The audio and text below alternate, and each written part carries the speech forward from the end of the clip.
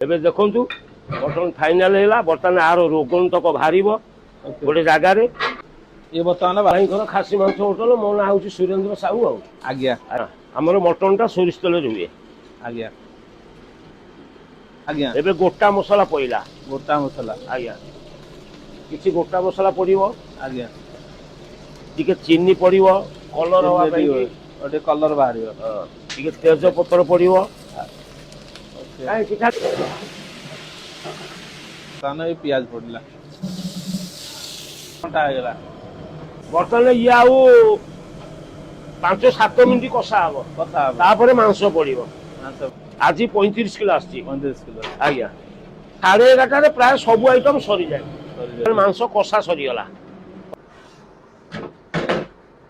ବର୍ତ୍ତମାନ ଆର ରୋଗନ୍ତକ ବାହାରିବ ଓକେ ଗୋଟେ ଜାଗାରେ।